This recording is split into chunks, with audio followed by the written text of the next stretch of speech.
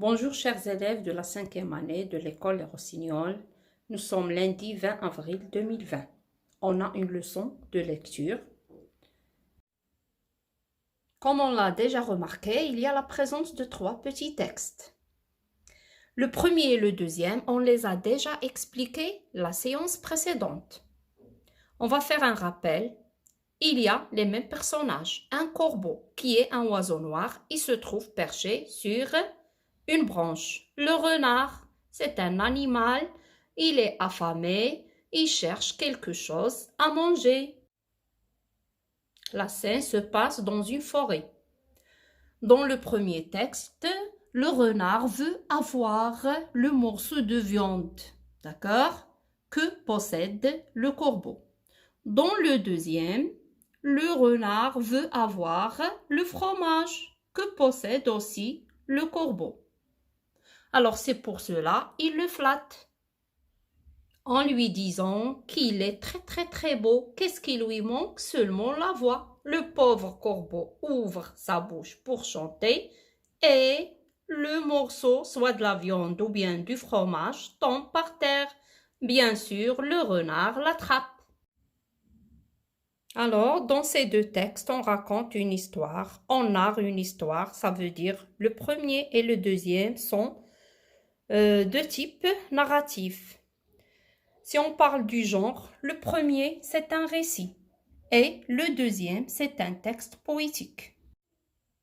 On passe maintenant au troisième texte. Écoutez, je lis. Le renard et le corbeau, ou si l'on préfère, la fausse poire et le vrai fromage. Or donc, maître Corbeau, sur son arbre perché, se disait « Quel dommage qu'un fromage aussi beau, qu'un aussi beau fromage, soit plein de vers et sente si mauvais. Tiens, voilà le renard, je vais, lui qui me prend pour une poire, lui jouer le cher ange un tour de ma façon. Ça lui servira de leçon. Passons sur les détails. Vous connaissez l'histoire, le discours que le renard tient, le corbeau qui ne répond rien, tant il rigole. Bref, le fromage dégringole. Depuis, le renard n'est pas bien, il est malade comme un chien. Regardons en bas, qui est le poète, c'est Jean-Luc Moreau. La source, quelle est la source? Les poèmes de la souris verte. Dans ce texte, il s'agit alors toujours des mêmes personnages. Le corbeau, regardez, il est perché sur une branche, il se pose sur une branche. Regardez, il tient un morceau en son bec.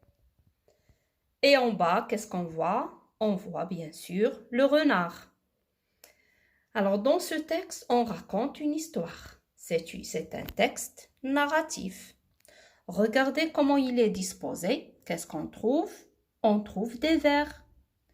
Alors, comme genre, qu'est-ce qu'on va dire? C'est un texte poétique. Il est sous forme d'un poème. Bien sûr, on a gardé le même lieu. L'histoire se passe dans la forêt. On peut dire la forêt ou bien la jungle ou bien le bois. Quand c'est le jour. Dans ce texte, qu'est-ce qu'il a fait le corbeau? Oui, il s'est vengé. Pourquoi? Alors, quelle est la victime ici? Bien sûr, c'est le renard. Parce qu'il a saisi un morceau qui est plein de vers, c'est-à-dire pourri, sale. Et bien sûr, il est tombé malade. Par contre, dans le premier et le deuxième texte, qui est-ce qui était la victime? C'est le corbeau. Et enfin, le renard se moque du pauvre oiseau.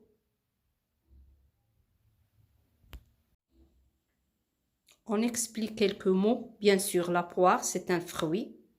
Un ver, on dit un ver de terre. C'est un petit animal à corps cylindrique. Il rampe.